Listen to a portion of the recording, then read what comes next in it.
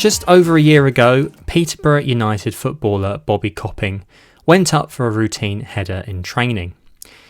He landed and his vision went.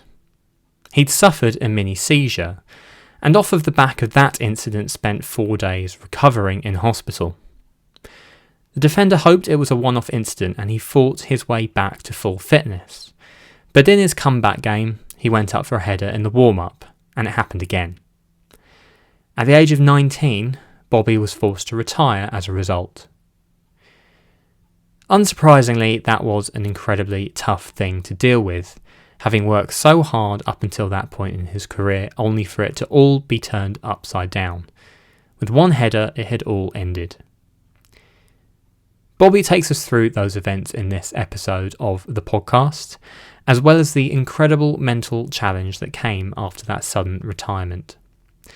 But he has also worked incredibly hard to move forward, and with the help of Peterborough United, he has plenty of roles within the club to keep him busy. He's also using his experiences as a force for good, and earlier this year launched the Bobby Copping Foundation with the aim to become an independently funded organisation to help players, their families and staff in elite sport.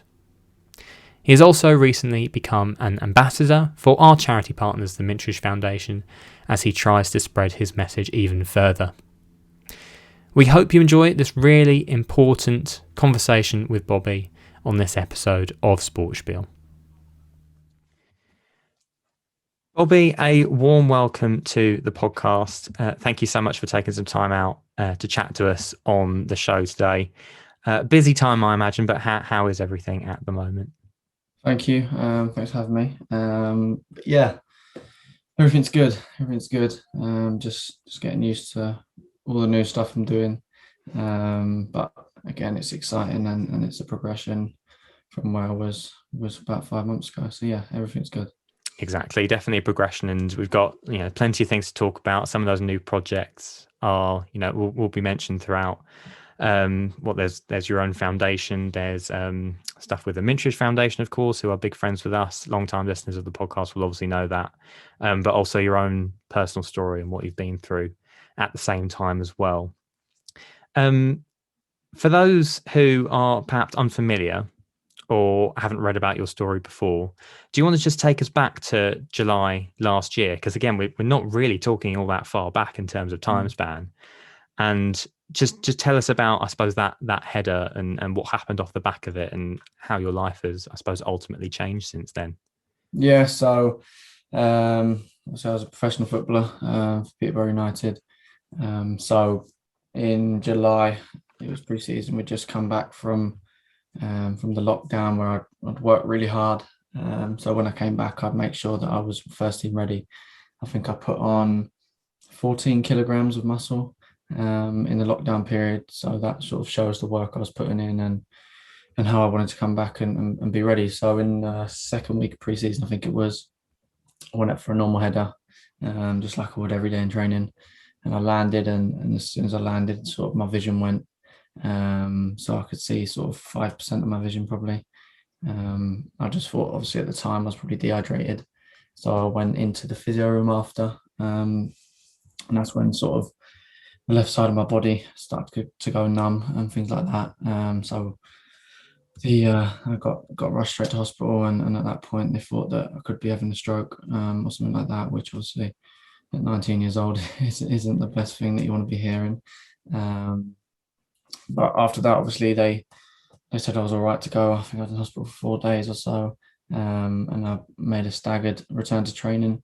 It took me 5 months to get back fit, and then in November last year, I was on my last sort of progression back to training, if you like. So it was the 90 minutes, my first 90 minutes back.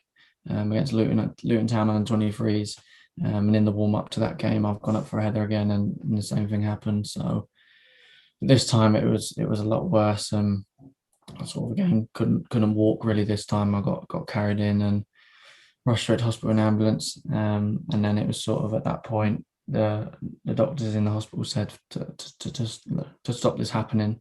The only real way is to stop playing football, which obviously isn't great and probably one of the toughest things I've ever had to deal with. But again, I just tough times, but luckily I've been able to get through it, and I'm here now, doing what I'm doing. Yeah, exactly. 'Cause like I say, having to face, not one but two of those incidents in quick succession. But I suppose having put in the work after the first one to try and get back and put so much effort for it to happen again. I don't want to say did that make it worse, but was that just like another real hammer blow at that point? Yeah, I think obviously after the initial work I'd put in the lockdown, to come back, first team ready was obviously tough for the first injury, but I thought obviously it's an injury, I'll be all right. I'll get back fit and I'll go again. But then for it to happen again after spending 5 months, and then return to trainings ain't easy. You're running and your lungs feel like they're going to fall out, which is obviously all part of it. But so that was then tough to be sort of laying in the hospital bed thinking, I know I'm out for at least another 5 months here. But obviously, unfortunately, it was out for the rest of my career, which is not great. But I just had to deal with it and sort of move on. Did that sink in right from the start? Did you kind of know in the back of your mind before, I suppose, they'd officially said to you that, it's probably best that you stop this? Yeah, I think I was sitting in the hospital bed sort of thinking, like, am I going to have to retire? Because it's sort of happened twice. And obviously, we later found out that sort of if it kept happening, then it could have obviously progressed and got worse each time. So instead of having 5% of my vision, it could have made me permanently blind and things like that, which is not something I'm going to risk. So obviously it was tough. But yeah, some points when I was in hospital, obviously for the first few days in the hospital, I didn't know where I was. I still couldn't see. I couldn't feel the left side of my body for probably 2 weeks. The numbness in left side of my body was still there. So that was obviously tough to deal with. But yeah, there was obviously that thing in the back of my mind to say, look, I might not be able to carry on, but also it was, I think I'll just come back. The type of person I am is I'll just bounce back from it. I'll be fine. Until obviously we then spoke to the specialist and couldn't really risk anything further. Yeah, I think that taps into something that we've had with, say, quite a few athletes where, you're kind of taught to control the controllable.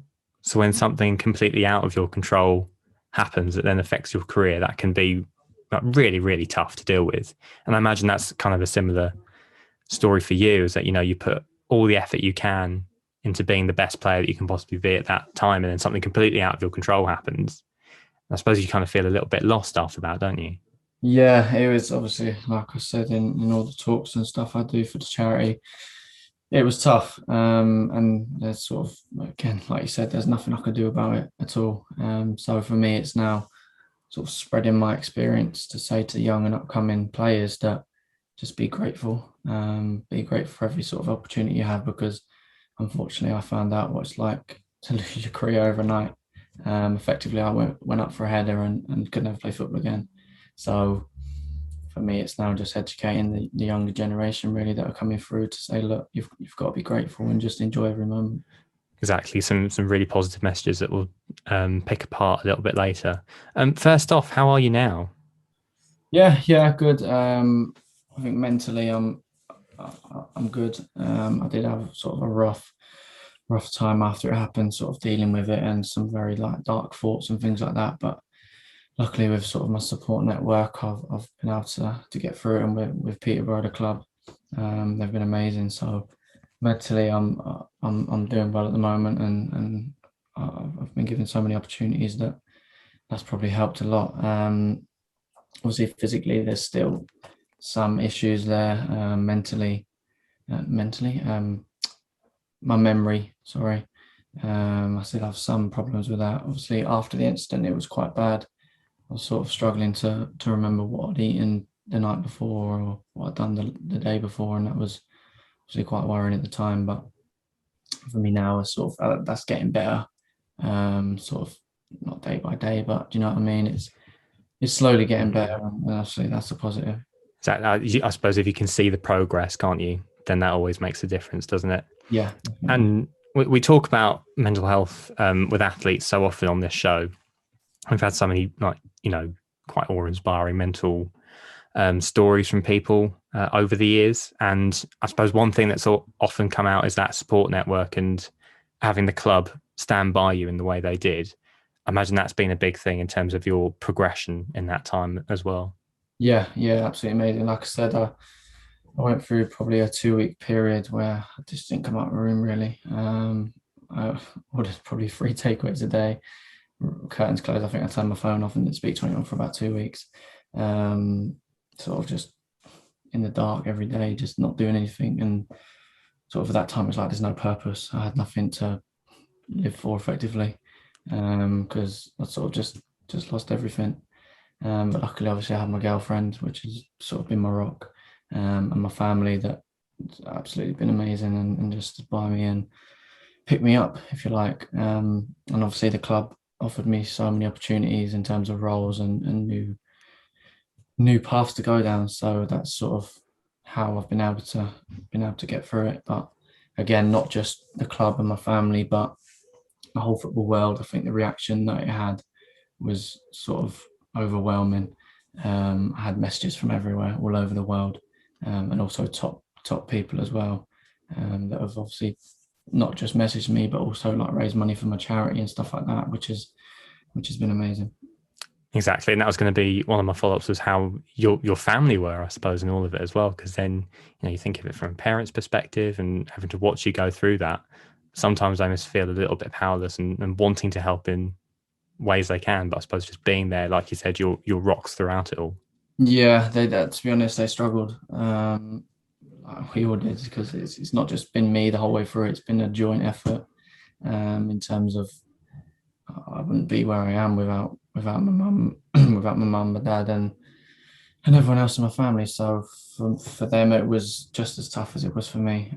It's like a grieving process, because we put so much into it, so much work, so much effort, so much time, that obviously when it's just gone like that, it's tough to deal with. But again, sort of all together, we've got through it, and now we are where we are, and I'm now looking on to hopefully bigger and better things in progressing in other roles.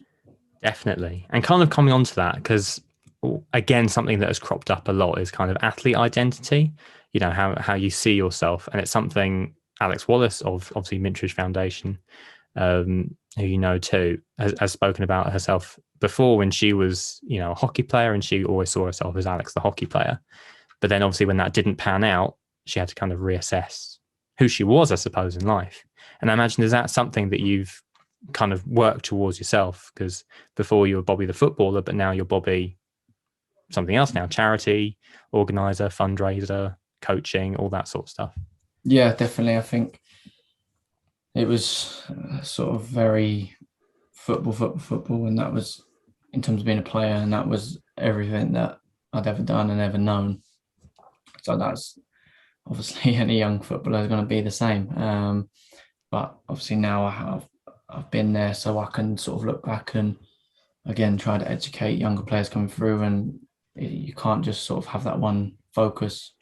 If you know what I mean, you can't sort of be just looking at football, because you've got to have other interests and things like that. Because again, if it does all go pear-shaped, then you've got other things to fall back to, well, not fall back to, but progress in different walk of life, which luckily I've been able to do.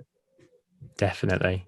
Working with Peterborough as well, just give us a little bit of an example really about some of the bits and pieces you've been getting to do for the club, because I imagine keeping busy has maybe been a large part of getting you to where you are now. Yeah, definitely. So I've got 4 roles at Peterborough now. Only 4. Yeah, only the 4. So I am the under 14 assistant manager in the academy. So that's obviously my coaching side of things. I'm the women's operations manager. So sort of I've said I want to go down to coaching or the business side of things in football. So that's sort of my route in and my experience to gain at the moment. I'm also the schools initiative person. So basically, the club want me to go to schools and talk to students about Peterborough pretty much. And also, I've just had a new role as well. I'm going to be the affiliations manager, where Canadian clubs and American clubs come over. So basically, I have to organise games for them and tickets to first team games, and sort of just look after them and give them an experience of being a professional, which is it's obviously great for them, and again more experience for me, and again will allow me to progress further. Here's a big question. How do you think you've grown as a person in that time? Kind of doing all these different roles and going through what you've been through in the last year. Yeah, massively. I think looking to now to where I probably was a year ago, I've progressed massively and evolved massively. Not just obviously in my roles, but as a person. I feel like obviously, like I said before, you have to be grateful for everything, which I've been taught that harshly. Obviously, with my roles, I'm learning every single day. I'm learning on the job, if you like, which is obviously great for me. But also time management. So I've got 4 roles. I've got my charity. I've got studying to do as well. So time management for me is crucial. But also, I think the work ethic that I was known for and sort of on the pitch has now sort of reflected off the pitch, really, because I'm doing all these things, but it's not like it's getting to a certain time of the day and I'm saying, oh, that's my time done, I'll go home now. Some days I'm still at the training ground at 10 p.m. at night, getting things done and just making sure I'm progressing and getting everything that's required of me done, if you like. So again, it's great to know that my work ethic wasn't just being a football player. It's throughout life and throughout everything that I do.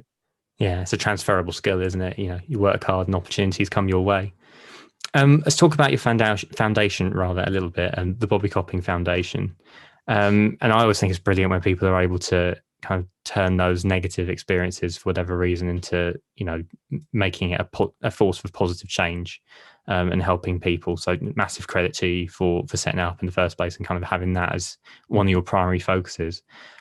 Just tell us a little bit about what its aim is, and I suppose what you want it to ultimately be, and the message it's trying to spread. Yeah, so sort of it's pretty much maybe a month after I retired. Me and one of my colleagues, Kaylee Stent, sort of sat down and said, I sort of said I want to do something in terms of charity. And to be honest, at the start, I'd never envisioned that 6 months down the line I'd own my own charity. But yeah, so we just sort of sat down and said, look, we want to do something to help people, because Kaylee obviously has been through a lot of stuff in her personal life. And I've obviously been through my stuff in my career. So we sort of wanted to bring them two experiences together. So I've obviously got the main experience in the football world, and she's obviously got it in the personal life. So we wanted to come together. So literally that day we got an email from someone called Samantha Lakin, who does a lot of business work and things. So she actually emailed the club, or emailed Kaylee, saying just to let Bobby know that if he needs anything, then I want to help him as best I can. So we actually went to her and said, look, well, we've actually just had this idea. So if you'd be able to help in any way, that would be great. So Samantha and her husband, Martin, we all sort of had a big meeting and put all our ideas together. And 6 months later, here we are. We're literally weeks away from being a registered charity. Literally just waiting for that to come back now, which is amazing. We've just taken on a head of marketing, which obviously shows the sort of progressions we're making. I think we've done now various talks up and down the country. I've literally just done one with Stoke City, which is amazing to do it with that sort of level of club. But also, it's not just doing it to the big clubs and the professional clubs. I've also done it to Stamford College. I've done Kettering Town. So it's everyone sort of in the sporting world that needs the advice and the education and the inspiration that I feel I can obviously offer from what I've been through. So I think sort of the next steps for me and for the foundation is to start taking on ambassadors. So obviously I'm doing my talks in the football world, but we want to spread the message further. So I want ambassadors in tennis, in cricket, in rugby that can go and do talks to all them sorts of clubs, and spread their knowledge, spread their education, and all that sort of stuff. What I'm doing in the football world. So obviously it takes time and stuff like that, but I'm sure that hopefully by the end of this year we can sort of have ambassadors going around talking in different sports, which again will be amazing. And I think the overall goal is definitely to sort of be known nationally for now anyway, and then hopefully branch out sort of into Europe, if you like. I'd like to think already the foundation is known a little bit in different countries from just individuals, but again, that's sort of the end goal, is to then provide counselling and stuff like that. And people's obviously donations are vital to allowing us to have the ambassadors and have the counselling and things that we can provide people. Yeah, I mean, to see how much it's grown already in the space of 6 months. Yeah. I mean, the signs are definitely good, and like I say, a really positive message to spread around the world and do some good. Do we, kind of us as fans and us as the public, still kind of consider athletes as robots sometimes? Because I suppose you look at the whole debate around what happened with Simone Biles in the Olympics and Ben Stokes at the moment as well, and whether that we're finally starting to recognise athletes' well-being at the same time as everything else. Yeah, I think like you've seen with these athletes, that they're not robots. And you find the higher you go up the levels in professional sport, that the pressure is unreal. The pressure on these guys is crazy, and it's obviously hard probably sometimes for the human body to compute it, if you like, because there's so much pressure. But obviously some people can thrive off it and deal with it, and obviously others struggle, and that's obviously no fault of their own. It is what it is, but everyone's different, aren't they? Exactly. And obviously it's when that does happen, like we've seen with Simone Biles at the Olympics, that it's all about the people around her rallying around her and helping her and giving her encouragement, and not these people coming out and saying she's all these sorts of silly things that we won't go into. But yeah, again, like I say, they're not robots, and that's why eventually if there is pressure, they will break down. So again, that's what we're here for, really. That's what the charity is sort of made for, is not just obviously for players and sports people for their support, but also, like we say with the foundation, it's for parents and staff as well. So that sort of whole collective bubble that goes into the sports person, that's what the foundation is for, to support all of them. And yeah, so we like to think that so far we're doing a good job, and I've had crazy messages from people sort of saying, look, I heard your story, and I had one lad that contacted me and said that he just lost his dad, and he was going to a golf tournament, and he asked for some advice. So I've sort of said to him, look, you go and smash it, make your dad proud, etc., etc. If you need any support, then contact the foundation, whatever. And I think he messaged me a week later saying he won the tournament. And so it's little things like that's what we do it for. And when you get little bits like that, and it's amazing to see and hear, and I'm still actually in contact with him. And obviously when he needs any advice, he comes to me, and I just give the best I can. Perfect example there of why things like that are so valuable, isn't it? How are you with the pressure of trying to be a pro anyway? Because I suppose there's the pressure you put on yourself at the same time, and try not to be your own worst enemy, I imagine. Which can be quite a difficult thing when you're trying to break into elite sport. Yeah, I think that's probably the biggest thing you have to get right, is the pressures. Like I said, not when you go away from the training ground, you need to have other things, whether it's golf or whatever.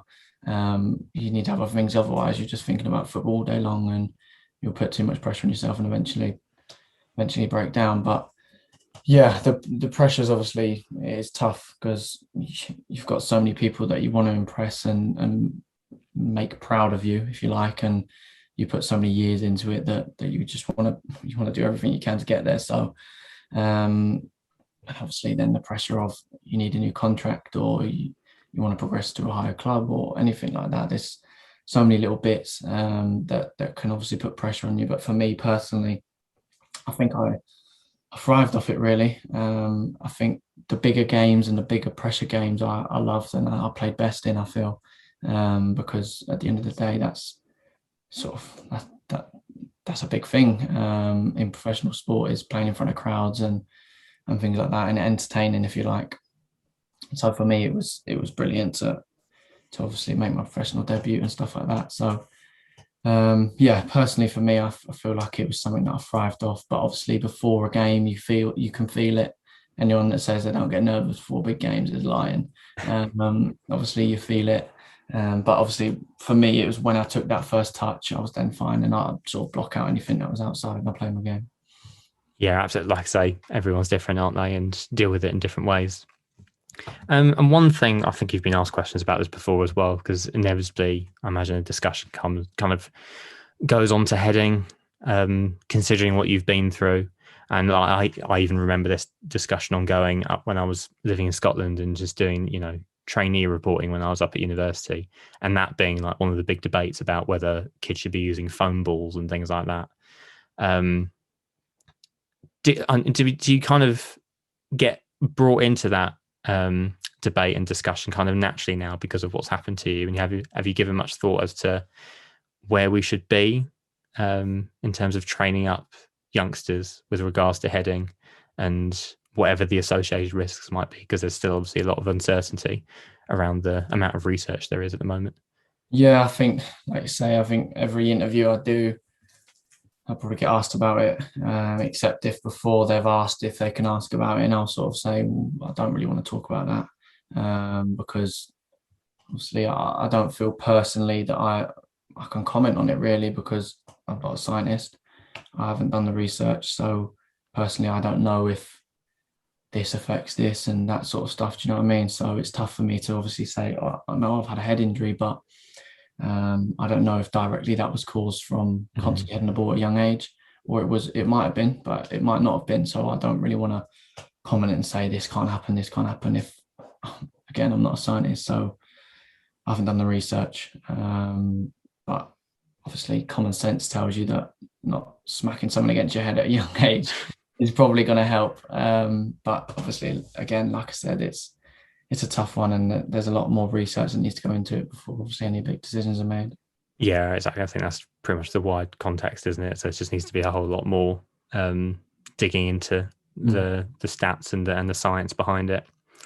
Let's talk Mintridge as well, because obviously we've alluded to it a couple of times, and obviously we're massive fans of the organisation. We believe that they do really, really important work out there. And now you're an ambassador for them, and a few months back. But I mean, how has that been, getting to kind of join the Mintridge team, the Mintridge family, and I suppose the possibility of finally getting to do some of the things that you're evidently passionate about doing through your charity, but being able to reach out to more people and more kids and spread that message that you believe in so much? Yeah, definitely. I think, like anyone will tell you, or like I'll always say about myself, I sort of just want to help people, use my experiences to help others. And I have a little saying of, if you can't help others, what's the point? I generally believe in that, because for me, there's no joy in being selfish and things like that. So helping others is definitely something that I thrive off and want to do a lot. So obviously being part of the Mintridge Foundation is amazing. Alex and the team there do an amazing job in what they do and what they strive to do. So for me to say that I'm an ambassador of them is incredible. And again, like you say, because of COVID and things like that, I haven't been able to do too much work for them and go and talk to students and deliver sessions for them. But hoping that obviously as things sort of ease, that I'll be able to link up with Alex and the team and start spreading the message for them as well. Because obviously it's not just about me and my foundation, it's about every other charity. So there was obviously a little, I don't know if you saw, but I did in March, I saw that a statistic that 18 people roughly a day commit suicide. So I decided at that point I wanted to do something not for my own charity but for someone else's. So I ran 18k a day for Mind for 31 days straight, which ended up at 558 kilometers, about 380 miles. Yeah, my legs were falling off. So that's sort of just, do you know what I mean? That's the sort of stuff I like to do is just help others. And yeah, but like I say, Mintridge Foundation is brilliant, and like you said yourself, they're doing amazing work, and there needs to be more people in the world like that, because at the end of the day, if, like I said, if you can't help others, what's the point? A perfect mantra to live by as well. And with running stats like that, it won't be long before Alex is asking you to do a marathon and a half marathon for the Mintridge Foundation. I said I ain't ever running again after that. Give it time. She managed to convince me to do a half marathon for the first time, so she's very persuasive. I guess again we're kind of talking about some big topics, but it ties into how important things like your foundation is and things like the Mintridge Foundation is, about how sport can be this tool for good and this tool for helping people through dark times, like you say, linking it back to Mind as well. And personally speaking, it's something I found during this whole last year and a half of the pandemic, that the moment I was able to get back to sport, things were suddenly a lot better. All of a sudden going about your daily life. So, I mean, from your experiences, can you sum up how important sport is, football is, to, I suppose, to kids, but also to people, just in terms of having that thing away from the stresses of life? Yeah, definitely. It's vital, isn't it? I think, like, obviously the science behind it is that when you exercise and play sport, then obviously you release certain hormones that make you happy, and that's sort of the science behind it, obviously. But the other elements, socially, if you like, of playing with your mates and having a competition with your brother or something like that, it's enjoyable things that you need as humans to like say get away from the other stresses that you might have going on, and it's a little escape. So I don't know, it might, if you really enjoy golf, going to the driving range for an hour might be a great escape for you to switch off from other things that's happening in life. So for me, yeah, definitely is vital. And if you need something, like for me, if you need something to take your mind off things in life, then trying out a new sport might be the solution. But yeah, definitely sport is an amazing thing, and yeah, brilliant. Yeah, wholeheartedly back that, because like I say, it's one of those big messages that we've pushed relentlessly on this podcast, and we've got to like sport to do a podcast about it anyway. But the point still stands. It's I don't want wonders for us anyway, and we can't claim to be anywhere near elite athletes. In terms of yourself and kind of your future, do you see yourself going down a certain path, whether it is the business side or the football side, or is it still kind of seeing what falls into your way or your path at the moment?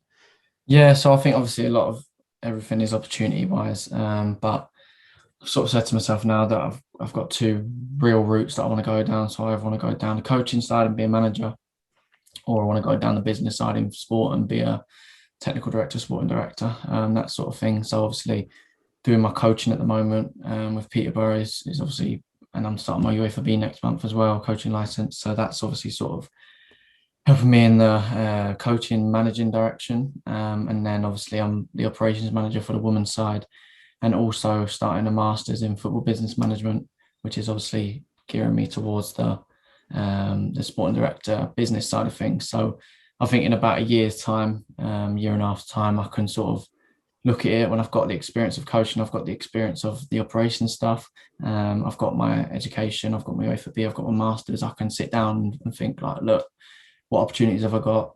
What experience have I got? What do I enjoy the most? And then I can sort of crack on from there and really pick a path that I want to go down. Pretty much ticked every single box there, haven't you? You could be director, manager, all in one if you wanted to. Always be safe, because you'd never have to sack yourself. Thank you so much, Bobby, for that. I think there's so many important messages from all of that, whether it's the stuff that we talked about with regards to your foundation, but also just being able to bounce back from something as serious as you went through. And like I say, being able to turn that into a force for good and try and help people who may be struggling with whatever it is themselves. and trying to make the world a better place, we will always wholeheartedly back that. So thank you so much for coming on and sharing some of that. And like I say, in terms of what you've got going on in the future, there's plenty going on, but I'm sure it'll be suitably rewarding. And no doubt that there's a big future for you in football regardless. So yeah, thank you so much. We'll put some links to your foundation in the show notes of this episode, so any listeners who want to go see a little bit more, read a little bit more, the information will be there as well. But thank you so much for coming on to the show.